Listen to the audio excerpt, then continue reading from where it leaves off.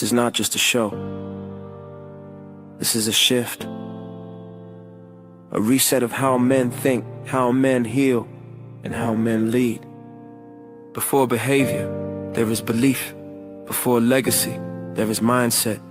And before change reaches generations, it must first reach the mind. This is bridging generations.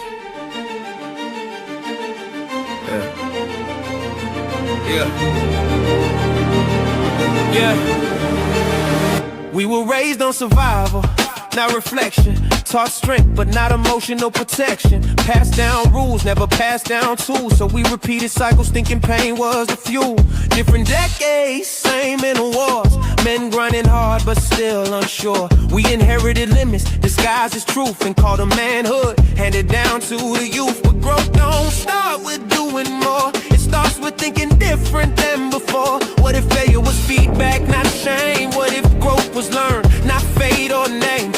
We don't stay fixed in who we've been. We expand the mind and life begins. Belief is the seed, mindset the soil. Growth is the reward of intentional toil. This is bridging generations, voices of men, where the mind gets renewed and healing begins. We don't pass down fear, we pass down plans. Blueprints for growth, hand to hand. From presence to purpose, from pain to design. We build better futures with a growth mindset.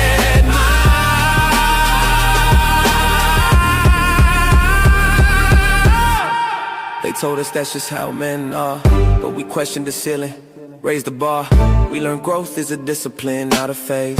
A daily decision in how we're raised. Old men teaching lessons from scars. They survive, young men bringing vision, asking why different perspectives, same destination. Healing the man heals the generation. The growth mindset blueprint gave language to pain. Turned I can into I can learn again. No longer stuck in past definitions. We design men with intention. Growth is intentional. Mindset is foundational. Healing is learned. Legacy is built. Presence over pride, process over ego, blueprints, not excuses. This is how men grow.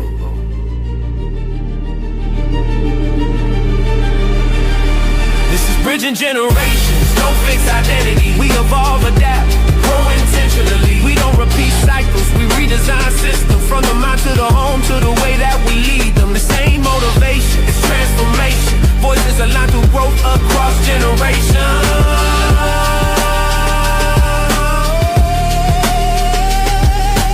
Growth is not accidental. Mindset is the real inheritance. And when men grow, families heal, communities rise, generations change. All right, welcome to Bridging Generations, Voices of Men in a Changing World.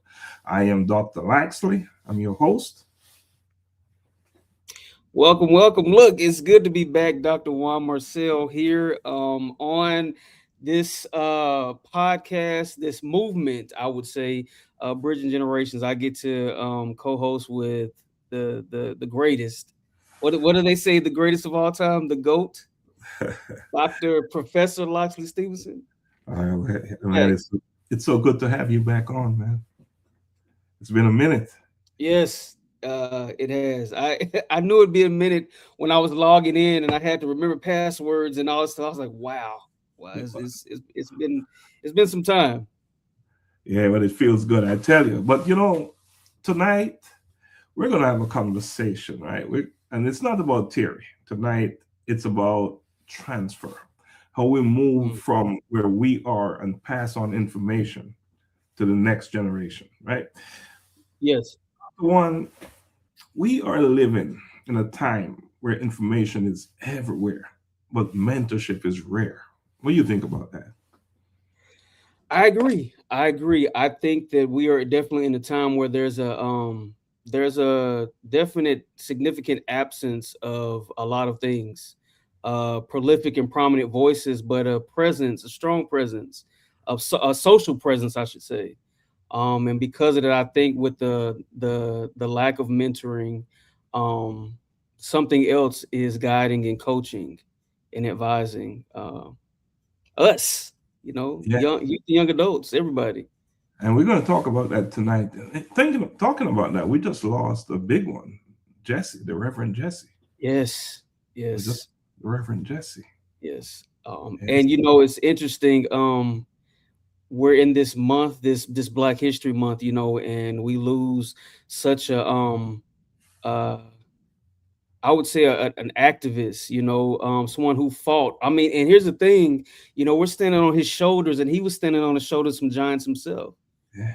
And just small segue, a lot of the people that went before him, his predecessors, were great mentors of his. So he kept that legacy going based on what he was able to model by the men and women that he watched and followed. So we have a responsibility. We have a responsibility. You know what, Dr. Juan? When young men or boys grow up without guidance, Hmm. it's not a case that they stop growing, it's that they grow in the wrong direction. Yes. So the question is not whether men are being influenced, the question is by whom. And that's what it's all about, by whom. Yeah. You know, the only issue, I believe, is whether men of discipline will step in or step aside. And we're here to tell whoever is watching and listening to us tonight that they need to step in Yes. and play their role, right? You are a mentor. I am a mentor. And we know that mentoring is not a hobby. Nah. It is not something we do when it's convenient. It is our responsibility. So tonight, we're not asking what is wrong with this generation. We're asking, where are the men building it? Yeah. That's what we're asking, right? So I think that's a good way to segment into a conversation tonight. There is a crisis of masculine identity. Hmm. Who is teaching our our young men how to be men? And is that teaching producing strength or confusion? That's a good question. I was doing some reading, just thinking about tonight, and actually conversations I've been having recently. And Doc, I found this that recent research shows that there's a significant shortage of male mentors for boys and young men, particularly boys of color. Even according to mentoring.org, 1 in 3 people grow up without a mentor. Hmm. And this is also what the research says, that boys are less likely than girls to report having emotionally engaged adult male mentors. So Hmm. when we talk about who's mentoring and who's guiding, there's a significant number of young men who report never even having a mentor, to coach them, to advise them, to guide them there. And so they're less likely to just get that experience. So you ask who's mentoring. I mean, they have so many options because there is a shortage based on research. And I look back at my early life. I didn't have a mentor, Mm. someone mentoring me. I didn't. Growing up in Jamaica, I didn't have one. You growing up here in the United States, it might have been a little bit different for you. Yes, I was fortunate to have, um by the grace of God, men who came along, and just who were watching me from a distance. So it wasn't like something I was running after, and actively pursuing, asking someone to. I didn't even know that language. I didn't even know what a mentor was, but there were men who came along. My earliest memory is being the age of 14, Mm, in high school. I believe I was a sophomore in high school. And I had someone come along, just pull me to the side. Hey, I see some potential in you. But I also see some things that may become obstacles, mm. and so he just put in the time and made the commitment to just show me, life. Looking back, if I was to identify someone who I can say was a mentor for me, I would have to look to when I left the military. Mm. Yeah. And then I found someone, Dr. Delores Ambrose, and you know her, Mm-hmm. powerful lady. And that was way, way, way into my life, right? So it took that long. And I can only wonder what it would have been like if I had mentors in my life early. And that's why it's so important for us to have this conversation tonight. You know, Yeah. your identity, it's not something that is built or formed in isolation.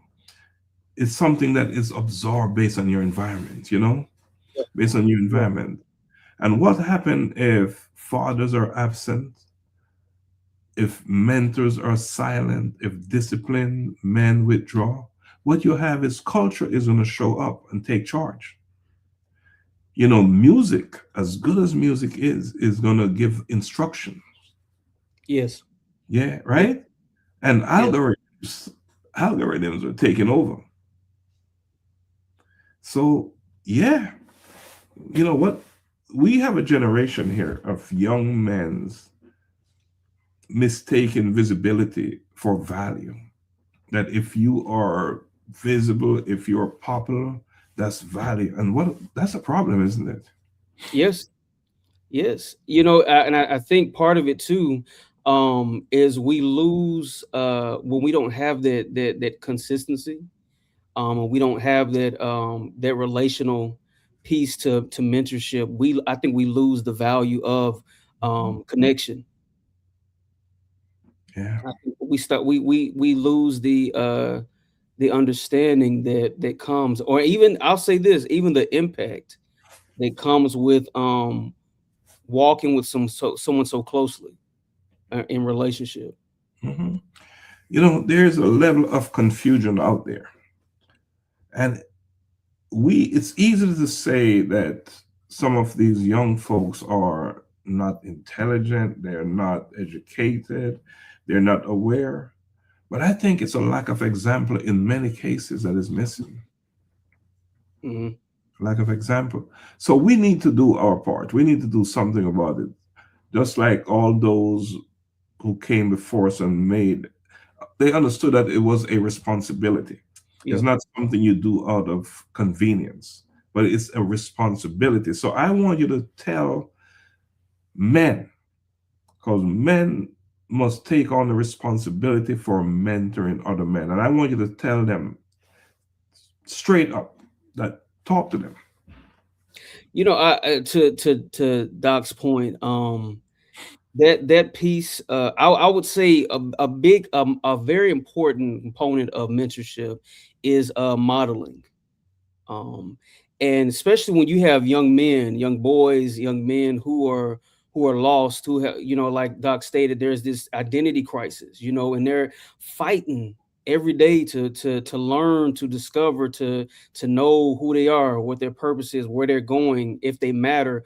All of these internal questions, if they don't have anyone before them to model, they get lost and can stay lost. So I think mentorship is really important. And said it's not a hobby, it's a responsibility.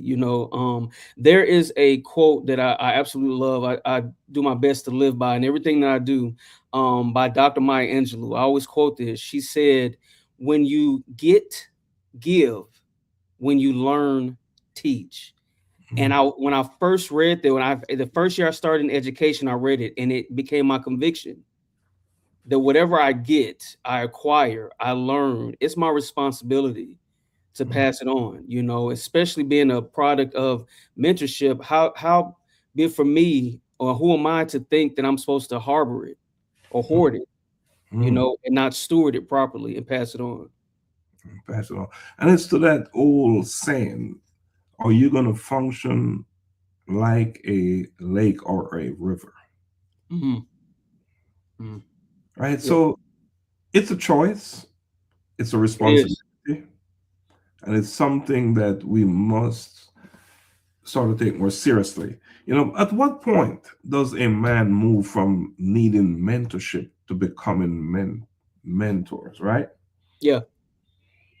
Because all of us, no matter what age, no matter where you are in your life, we can use a mentor or two.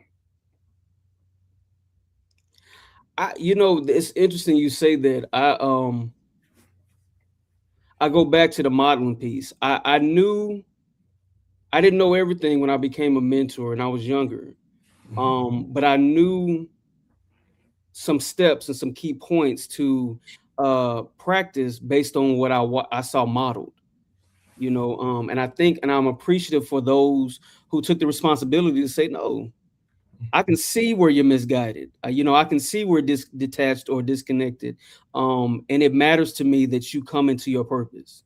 It Mhm. matters to me that you understand what a good name is, and good credit. You just all of these things. And someone said, no, let's sit down, let's talk. And one thing I learned from that, we talk about men taking on the responsibility. I learned that we learn more by example than we do by words. Mhm. And so these men and women make the commitment to show me their life as well as their words. And I think You- that's major. Major. And as we talk about responsibility, it's not an age thing. It does not necessarily begin with age. It Yeah. begins with awareness. The moment that you realize someone is watching how you respond, mentorship has already started. Yes. Right? You're a mentor. You recently finished a 1 year stint as a official mentor at Yes. Global Humanity Network. Yes. And how was that experience for you? That year was it was a great and rewarding experience, but with its challenges, because mentorship is not it's not cookie cutter, it's not perfect, it's not pretty. But I feel like it's definitely worth the commitment. And I learned a lot, not just about my mentee, but about myself. And I think that was most just as important. So it was a great experience.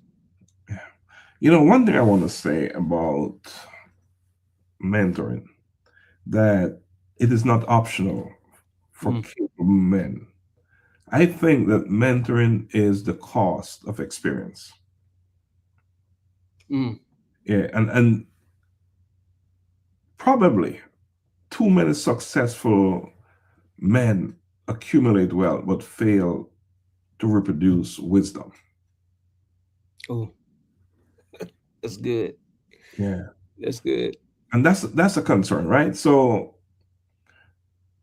while you'll find that achievement is a very personal thing in most cases, legacy is generational, and legacy is built through mentoring, what you do with others and how you help others grow, and taking on that responsibility of as a man doing your work and bringing your brother along, your young brother along. Yes. You You know, you said something right there, Doc. You talked about achievement, and legacy. I honestly and just go along with this. I think that and I believe that achievement builds status. Um but legacy builds men, you know. And I think starting something and then having something to pass on is what builds strong men. The saying was it Frederick Douglass said, you have all of these. It's easier to build strong men, build strong children than to repair broken men. And I think having a legacy, that legacy does that for us. certainly. And Dr. Juan, in my own personal journey, I I realized then, but I'm even becoming more aware now that looking at my struggles, what I've gone through, and having survived it, I know that I owe someone something. Hmm. I Hmm. am to give back something. And I'm appealing to men out there that if you have done a reasonably well in life and you've gone through certain trials and tribulations, and you have a lot to share. Yes. Don't sit on that knowledge. Don't sit on what you learn from those experiences. That's what mentoring is about. Is passing it on, passing it on. So being overly silenced is not a good thing. And what that does is it creates confusion in younger men more Yeah. than anything else when you're too silent with the knowledge that you have gained. So again, I'm just this. For those that don't know, I love data. I love research, and just preparing for tonight. I was reading just a couple of just studies, and there was a longitudinal study done, and what they found was through mentoring.org. They found that young adults who had mentors, right, and these are some numbers because we're talking about legacy and passing it on and not staying silent. Young adults who had mentors are 55% more likely to enroll in college. They're Mm, 78% more likely to volunteer mm, and more likely to become mentors themselves. So mentorship, and you touched on this, Doc. So mentorship reproduces itself if it's modeled properly. I think if it's done properly and consistently, it definitely reproduces. yeah. And because this is a show for men about men, we are talking about men and mentoring there, but it applies across the board, Yeah, all genders, right? yeah, So yes, this is Bridging Generation Voices of Men, and we're talking about men because we know that our men are at risk. yeah, They are at risk. So this is the challenge, one of the challenge, right?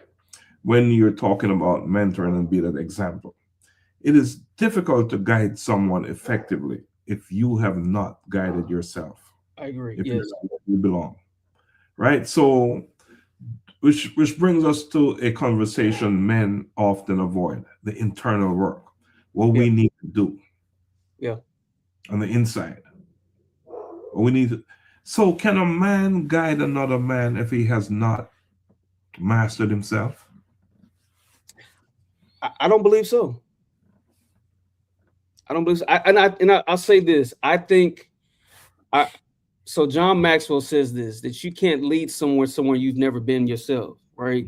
So I can't take you to a place if I've never traveled to that place. I can't take you along a journey if I haven't traveled that journey. And so there are areas personally that I find myself very strong at mentoring and coaching young men and others because these areas I've been to or have mastered.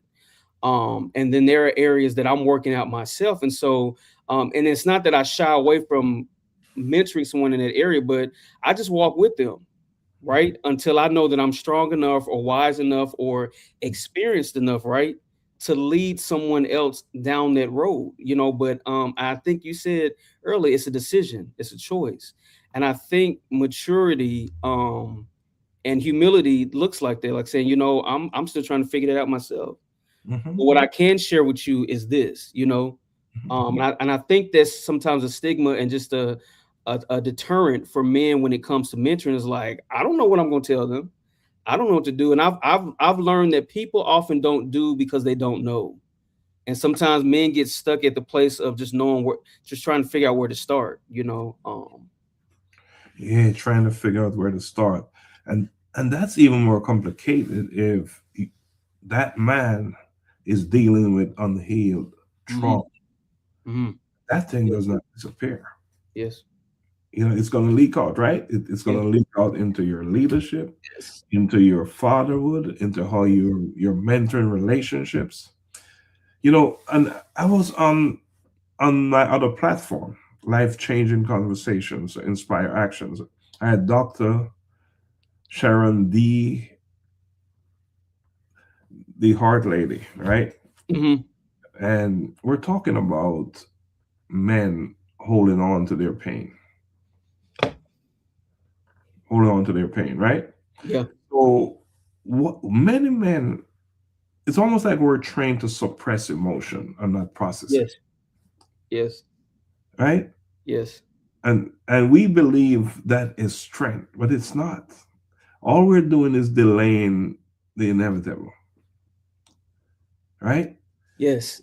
Wow. So Yeah. the sooner we as men understand that emotional intelligence Yeah. is not weakness, it is a form of regulated power, Yeah. you know? So, a mentor who cannot be corrected, one, cannot build healthy men. We must be open for correction. And if we're not open to look at our situations, our lives emotionally, then how Yeah. can you mentor another one? Yeah. Yeah. Yeah. I think this you made a great point about emotional intelligence and being able to receive correction.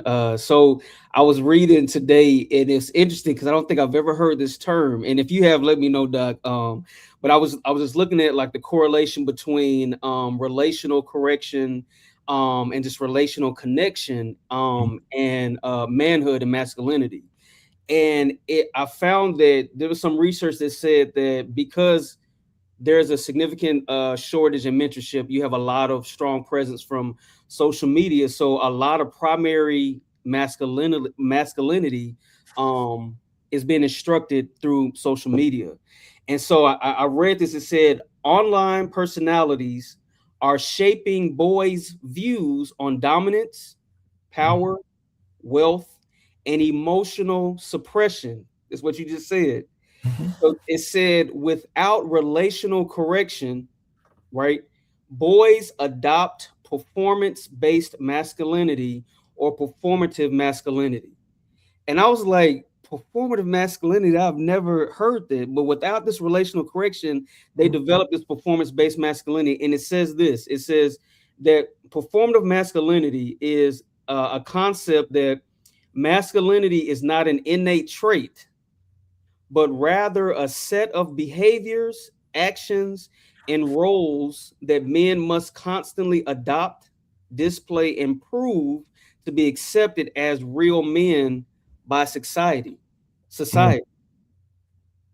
So it's almost like that masculinity becomes their identity when when they don't have that one-on-one, their Mhm. relationship. That they start developing behaviors that to them seem like evidence that I'm masculine. Mhm. Mhm. I do these behaviors, I act this way because this is what makes me a man. These behaviors. This is what is required to become a man. Yes. And there's no sound foundation there Yes. that is going to add value. Just that I am a man, because it's just like if I don't smoke, I'm not a man. Right. If I don't drink alcohol, I'm not a man, right? Yeah. I'm growing up, and as soon as I can smoke, man, I'm entering into my manhood, right? Yeah. Yeah. Yeah. Yeah, same idea, same idea. You know, I there's another thing too that we need to look at and talk about is pride. Yes. Yes. And I believe that pride is a thief. It steals potential Hmm. because of pride, right? And I say that pride has dismantled more potential than failure ever has. Because one thing about failure and not reaching your goals, you'll learn from that. You learn Yes. lessons from your Yes. failures, from your attempts. When you do things and they don't work out, you learn so much. You experience, you grow, and you develop, right? Because Yes. failure is feedback. Failure is feedback. We know that. But pride, what is pride doing for you? That's good. And I think pride, I would go as far to say personally, my thoughts about pride is that it's it can be paralyzing, Mm, debilitating. Like you get stuck in this place where you refuse to move or you're afraid to move or act or change.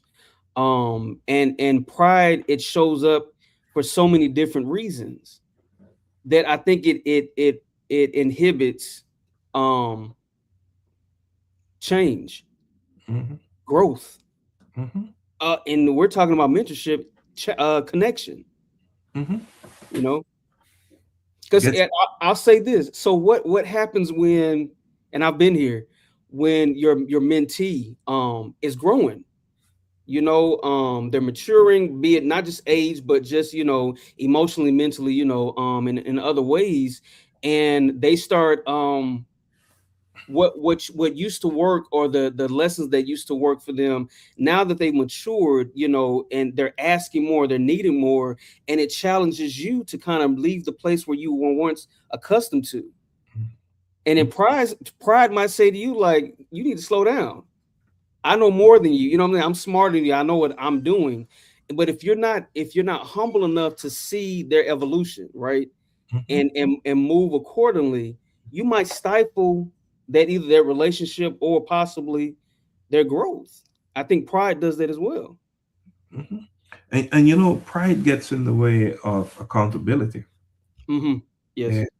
And accountability is a must. Yes. We Yes. must be accountable to ourselves, to our families, to our friends, to our community.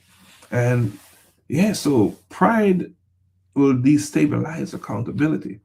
And if we want strong men, and I was having a conversation today with a friend about building strong men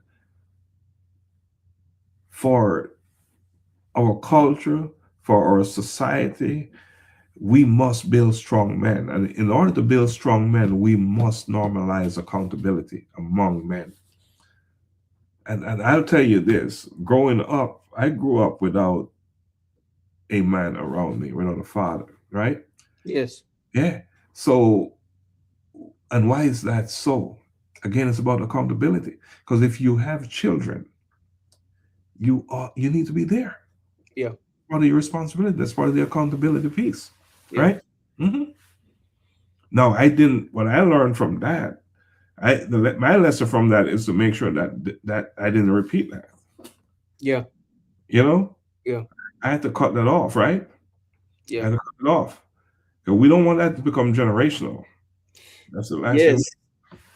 I love that and you've talked about generations. Of course, this is bridging generations, and it makes sense. One thing I've learned, and was learning, is that we learn more from someone's actions than their words, right? And so what I saw before me, I didn't want to become, but I didn't have anything to reference to become, only what I saw before me. And so when you talk about emotional intelligence and emotional awareness, it's almost like my settings and my environment, almost like created that awareness in me because of the questions that I had. And so being emotionally aware, um, allowed me to ask those questions. How do I become an example that I would want someone to follow? Hmm. Hmm. And then one day when I have children, this is when I was younger, that I would be a good example to them, that they would want to model after me. Hmm. So I completely agree about the generational piece, because it doesn't just stop here. Like, here's the thing, like, just watching you for these past so many years, there are things about that I admire and honor and respect, about how your mind works, how your outlook on life and business and just all of these things, that it causes, um it stretches me. We talk about stretch zone, right? it Hmm. it causes me to get uncomfortable sometimes, because I'm like, I got to take this a little further, like, it's stretching my view, and but I love that, though, because I trust you, right? And I trust the spirit in you. So then I know that following the practices that you exhibit, right, and exemplify, is a safe place. And I think that's good leadership as well as good mentorship, where you don't have to say, Juan, come follow me. You don't have to say that when it's done right, because Hmm. the person say, can I follow you?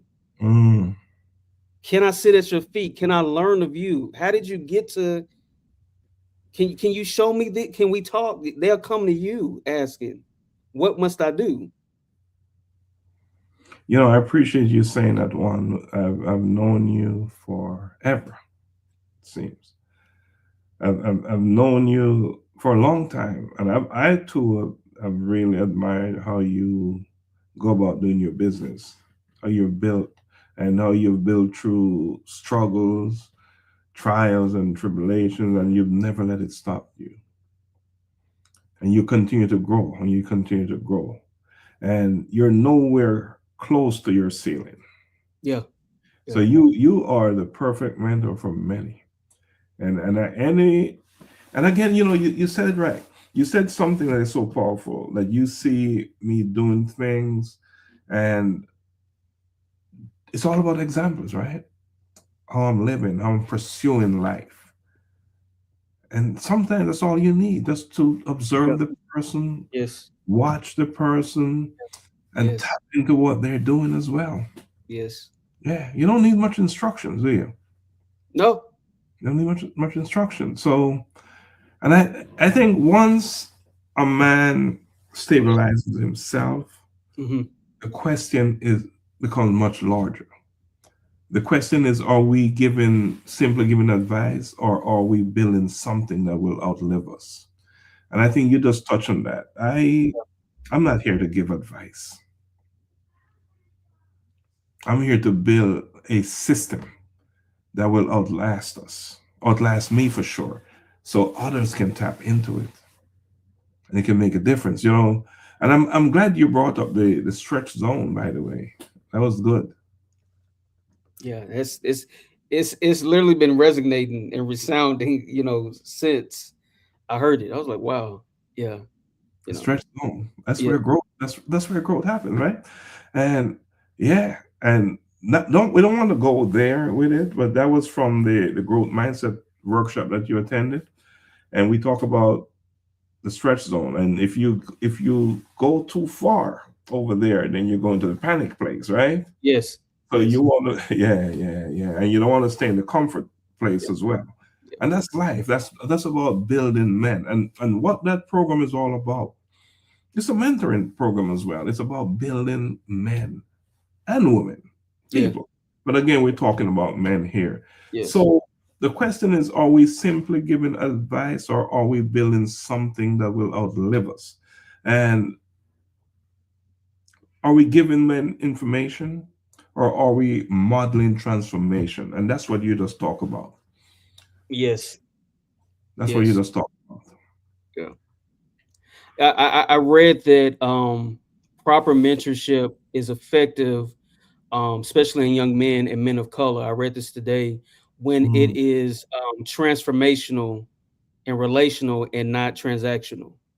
Right? exactly. You're not just doing it because I'm mentoring you because I'm getting something for myself, but when you actually make the connection and are providing substance and things that will transform my thinking, which is going to transform my life, then that's effective mentorship. And I think we do well or do better and become stronger men when these exchanges are transformational. Yes, indeed. And I'm going to say a few things now, and I want you to listen. And anyone out there, pay attention to this, because I'm going to tell you, advice is very inexpensive. Mm, Inexpensive. You know what is costly? That's access. mm. Yeah. So another thing I'm going to say is that our young men do not need more motivation or motivational quotes. What they need is proximity to disciplined men, and that's where the access is all about, right? Yeah. They need to be around men who Yeah. are consistent in whatever they're doing. They need to be around men who deal with restraint. They can deal, they don't just rush into things. They can manage themselves, hold themselves back. And they need to be around men who observe humility in real time Yes. as well, right? You know, I completely agree. yeah, I completely agree. I don't think we understand like the significance, or I'll say this, the correlation between direct connection or connectivity and success, right? And of course, success can be defined by that person, but whatever they're trying to be successful at, if whether it's growth, personal development, whatever it is, there's a strong tie to direct connection with a mentor, with someone, modeling. I'll say that's the word we've been using. Mhm. So having modeling or a model over, like you said, motivation or message, Mhm. there's a significant growth rate, right, in that connection. That's what the data is saying, right? Yeah, that's what that is. So this speaks to the point about proximity, like being close, you Mhm. know, being in the company of a mentor, Mhm. actually is beneficial for the Mhm. mentee significantly. You know, and back to our talk about example, right? Because if we're only talking, if they only hear us speak, but Mhm. never see us live it, are we mentoring or are we just performing, right? Yeah, And we're talking about transformation here, right? And that, as opposed to being transactional, performance does not produce transformation. It's through our actions, it's through our examples, yeah, yeah, not just performing, right? So one, we during the growth mindset workshop, we talk about the importance of systems, that we must build systems. We must have consistent gatherings. yeah. And I think I gave us an example that when my years ago with my nephews, we would every Friday, every Saturday, we would have our gathering, we'd have a meeting, and we would talk shop, business. These were young men, right? So started mentoring them from very early, and we would assign a book. We'd assign a book, and I'm talking about consistent gathering now and Mhm. structured accountability here. And so we would assign a book. The book was called the E-Myth Revisited, and they would have to read a chapter and report on the chapter every. I think it was either Saturday or Sunday. They had a report on it, and it was about six of them in the group. And then at some point, they would come down to Atlanta to visit me so we could have our own retreat. And I'm talking 20 years ago. Yeah. Yeah, 20 years ago. And I think we need to do more of that. If you are that person in your family and you have nieces and nephews and whatever, you need to have these consistent gatherings. And I call it structured accountability or intentional presence in their lives. Intentional presence. Yeah. Yeah, in their lives, And I'll say this again, and I said earlier, we don't need more motivational quotes because that's random stuff. Random inspiration cannot replace structural development. That's what we need. Yeah. More structural development with our young men. And if we're to build young men who are going to be capable of carrying on the work, carrying on the legacy, because you can only do so much. We live in a relay. Yeah. It is a relay. Yeah. Yeah, it's a relay. Because we're only here for however long, right? We don't own that. What we own is while we're here to do the work we're here to do. Right. We're here. Yes. We're others to carry it on. And that's the ultimate. Yes. That's good. That's That's the good. ultimate. And what happened if we fail to do this? What happened if we fail to do this? There is a cost, a price to pay. And we're not talking about theory here, it is generational. Generational cost. Yes. Yes. And so let's talk about the cost of doing nothing. If men do not mentor men, what happens to families, communities, and nations? You know, it shows there are significant cost to doing nothing. We have higher dropout rates, increased incarceration risk, increased behavioral problems, and lower lifetime earnings.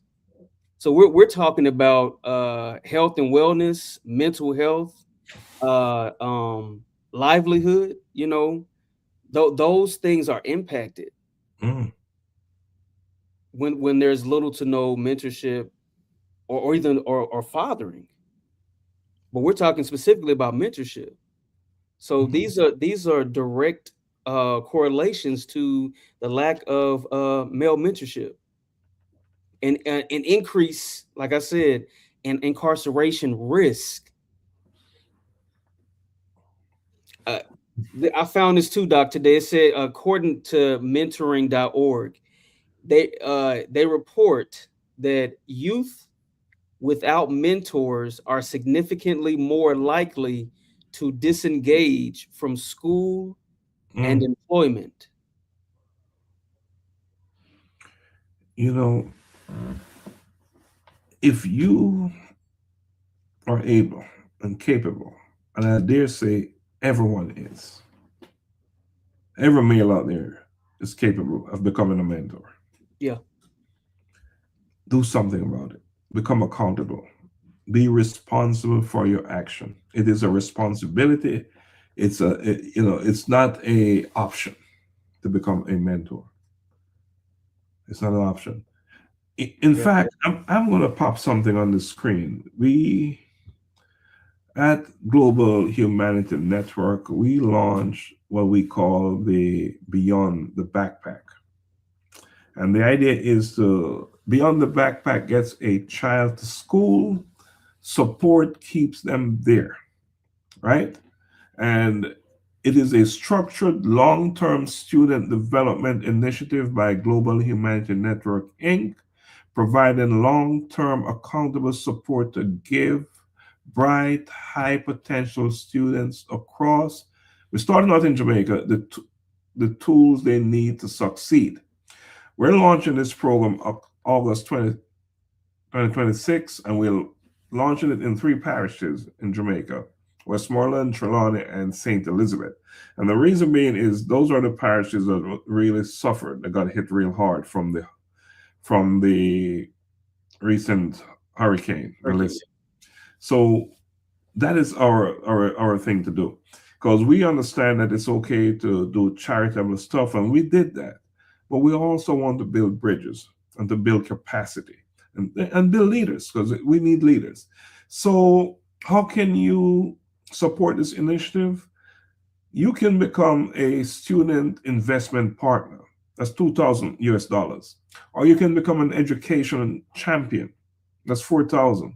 Or you can become a community impact partner, 8,000.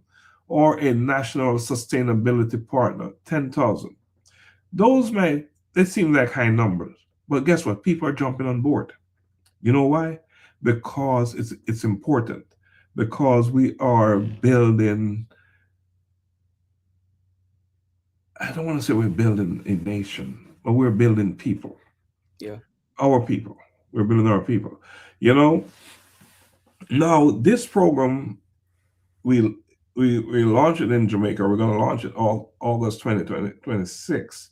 However, we're going to take it outside of Jamaica as well, into other Caribbean islands. Into other Caribbean islands. So I think that's a big deal, and with that program, there is a mentoring component added. So we figured that for 2,000 US dollars, we can, for 1 year, go beyond the backpack. hmm, So it's just not what is in the backpack. If they need tutoring, transportation, whatever they need to get to school. If sometimes these kids don't have lunch, they can't get to school, you know? And you know how important nutrition is when yeah, you're trying to learn, when you're in a learning environment. yeah, So for $2,000 for 1 year, it's a 3 year program. So the kids will be in the program for 3 years. It's not a one off thing. So we must have continuity. So that's what this program is about, and we're going to kick it off in August. We did the initial phase of the program in Jamaica, where we gave 135 students textbooks, not just one textbook, but enough to cover them in school. So if a student needed 5 books, that's what they got. So we did 135 students at the primary school level. So we talk about mentoring, and we talk about building community and building young men. What happens when men withdraw from the process? What happens when men withdraw from the process? Without, and we're talking about not just global impact, right? Mm-hmm. But just impact, period. When men withdraw, when we go without mentoring, there's you spoke about this earlier. There's confusion. We have boys that are confused. Mm-hmm. We have, as they move forward in life, women who inherit emotionally unavailable men. Mm-hmm. Um, and communities run the risk of inheriting instability, Mm-hmm. right? Because we're building, and we're talking about mentorship that builds young men Mm-hmm. into to mature, strong men, right? And so when that's absent, that doesn't just affect that boy or that man. That affects, like you said, a family, and if it affects the family, then it affects the community, Mm-hmm. and then everything around it. Yeah, and you said it right. Confusion advances when men withdraw. And you said it again that it increases instability. Yeah. I also want to add that unmentored boys seek belonging in destructive places, right? Because the silence of disciplined men empowers reckless ones, right? Yes. So if men do not build men, guess what? Systems will. Yes. And those systems may not necessarily prioritize character, good character, right? They Yeah. may not. Before we go any further, I see our CFO, Dr. Donna, is on. Hi, Dr. Donna. And I see Dr. Dr. Donna. Apollo Reed is on. Hi, Doc. Thanks for joining us. Appreciate you joining. And anyone else who's watching, we ask that you share this broadcast. We're talking about men building men. That's what we're talking about. And another way to put it is what? Mentoring, mentorship, whatever you want to call it. Yes. That's what we're talking about tonight. I'm on with Dr. Juan, my co-host, and it's a brand new Bridging Generation Voices of Men. We're kicking off tonight. This is the platform where we'll be talking about things that affect us men, right? Yep. Mm-hmm. Yeah. So if men do not build, men systems will, and those systems may not prioritize character well. How about that? That's really good. Hmm? It's and I want to add to that, because the understanding is, or what we're not saying is that it's not about being a bad man, you Mhm. know, because it's not always about bad men. It's about passive men, Mhm. men who don't say or do anything. A pastor of mine used to always say this. He said, "You may not can do everything, but you can do something," and I believe that. Mhm. Can't do it all, but there is something that we can commit to, or there is one, that we can commit to. You touched on the doc. You said a nephew, a niece. We're talking young men, so I'm gonna say nephew. Your neighbor, Mhm. a cousin. Whomever. Is they're deserving of it. And the thing is, oftentimes they may not come to you and say to you, I need guidance. Yeah. I need mentorship. Sometimes they don't even know that they do. Mhm. So that's why, not being passive is really the step to take. and you seeing something. It's almost what we teach, we teach kids, when they see danger, you see so, or the people around you, see something, say something. I kind of want to take that, because this is, I feel like it's a state of emergency. Mm-hmm. Where what the president just did, his report, his speech, the other night. We're in a state of emergency, where we are, and we're talking about generations and bridging those gaps. Mm-hmm. You talked about, the organization giving, making sure that they have an education. But Doc, like you said, y'all are building bridges. We're Mm-hmm. building strong bridges that so they go from one state of mind or state of life Mm-hmm. on across this bridge Mm-hmm. to a different, more mature, stronger state of mind, state of living, Mm-hmm. point of view, all of these different things that come with someone just making a commitment to be active. Yeah. And I want to repeat something I said earlier. That we must build systems. Mhm. And what is that? With consistent gatherings, Yes, structured accountability, and intentional presence. intentional presence. Yes. For that is big stuff. That is important stuff. And yeah. So we've been talking a lot about accountability tonight, and about normalizing accountability. It needs to be normalized. It needs to be the way to go, the thing, Hmm. not the exception. Oh, that person is accountable. No, it needs to be the go-to thing. Hmm. We're not surprised when accountability surface, right? Right. Right. So here's a question. Here's some questions that we need to ask one another, each other. Who are you building? Who are you sharpening? Who is better because you exist? And every male and woman who are listening to us tonight, I want you to ask that question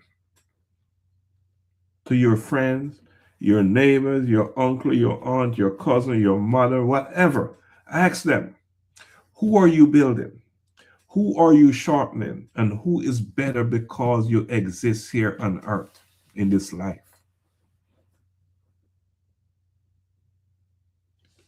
That's a question that we must all answer. And I tell you why it's important. The next generation will inherit either our discipline or our dysfunction. Yes. There's no neutral ground, none at all. They're either going to inherit our discipline, our consistency, our structured approach to life, or our dysfunction. What do we want them to inherit is the question. Mm. Should I repeat those questions? Yes. For if you're watching this broadcast, Hmm. Bridging Generation Voices of Men, ask the person next to you or the person you see next, whether it's tonight, tomorrow. Ask them, who are you building? Who are you sharpening? And who is better because you exist here on earth? And maybe you can make a comment in the caption on this video when you get your answers. It could be tomorrow or the next day. It's okay. Make a comment and tell us what kind of responses you're getting. Because those are the most important questions you can ask right now. You can ask right now. And I'll tell you what, people are doing things, but they're not doing it in an intentional, they're lacking intentional presence. And we talked about that earlier on. Yeah. Intentional presence. So they might be doing things and not even aware of what they're doing. And that's where that intentional presence is critical. All right. And we're saying this because the next generation will inherit either our discipline or our dysfunction. There's no neutral ground. All right, Dr. Juan, we're coming down on the hour. So it went by so fast. It did. It went by. I mean, when you have great dialogue, Hmm? it happens. So tell me what you're thinking. At this moment, those questions that you posed, What I heard from those questions is decision, choice, and you spoke about that earlier. Mhm. And the beauty of it, and no pressure to anyone, but the beauty of it is when you think about it, when you look at those questions, and you start thinking about how to answer, you realize that you get the opportunity to decide or make a choice about the trajectory or the future of generations coming behind you, Mhm. to have a significant part or significant role, right? We're not saying that we do everything for everybody, right? But to decide what that significant, and Doc said it, you're being intentional about it. That when you're in the presence or they're in your presence, right? Being intentional about that. It's not just a hey, hi and bye. You hungry? No, but if you're around me, I'm thinking through. I'm making a decision. I want this to be a lasting impression when they leave my presence, right? That now that I'm watching this and listening to these questions, my mind is like running, right. So I feel like that's the intentionality that's needed, and mentorship. That when they leave, when the mentee leaves, it's like, oh, he said some stuff that really has me thinking now. It Mhm. develops this hunger inside of them to want to know more, to want to be better, to want to know how to get to better. Mhm. Big stuff there, one. So let me say this, and then you can come back and close this out. All right. And I want to say that tonight was not about criticism. We're not here criticizing anyone. No, no. It's more of an invitation. And you must understand that mentoring is not about ego, it is about stewardship. And for every man watching us tonight, they must answer this privately. This here's a private question you must answer, or here's a question you must answer privately. Am I consuming wisdom or am I reproducing it? And I'm going to repeat that. For every man watching this broadcast tonight, you must answer this question privately or publicly. It's up to you. Am I consuming wisdom or am I reproducing it? 20 years from now, the quality of our communities will reflect the quality of our mentorship. Strong men are not accidental, they're shaped by other strong men. I believe, Dr. One, I believe that if we want stronger families, we must build stronger men. If we Hmm. want stronger men, we must mentor them. And let us not just talk about responsibility, let us embody it. I am going to turn it over to you to close us out. Look, we talked a lot, and I appreciate that, Doc. Like, there's some pretty thought provoking uh points, and we said a lot. We said a lot. I want to reiterate that this is not about judgment, or condemning. We all have a responsibility. I think that's the word that stood out for tonight, right? And I think that all who are watching, there's even while we were talking, who is that one person that just kept coming to mind? There's that one. And there may be more, but I know there's definitely one. Again, we're not saying that we got to do everything, but there is something that you can do. There is someone, and so I think it's worth looking into when you see that young man, when he comes to mind, when he comes up. I think it's worth just reaching out and saying, "Hey, how are you doing?" I start conversations like this. Tell me a story, right? And I think it's worth listening to help them figure out the journey and the path. So if you hear nothing else tonight, I want to push this, that it's not optional, right? It's a responsibility that we hold, and should be taken. It should be taken lightly. Yeah, think Mhm. about someone that you can impact, and like Doc said, answer those questions. Who is being changed? And I want to reiterate, and I'll close it with this: whose life is being impacted in a positive way by your example? Mhm. Because it Well, matters. mhm. What a way to close it. What a way to close it. So we'll be back on next Thursday at Yes, 7:30. 7:30. Another episode of Bridging Generations, Voices of Men. We'll be having these conversations on different topics. We'll be having these conversations. We'll have guests on. We'll bring some folks on to talk. But we will have a conversation nevertheless, regardless of who's here with us. And it will be an impactful, important conversation because I think we have a lot to share and we're ready to share. All right. So good night, everyone. And we will see you next week on Bridging Generations, Voices of Men in a Changing World. We're out. This is not just a show. This is a shift.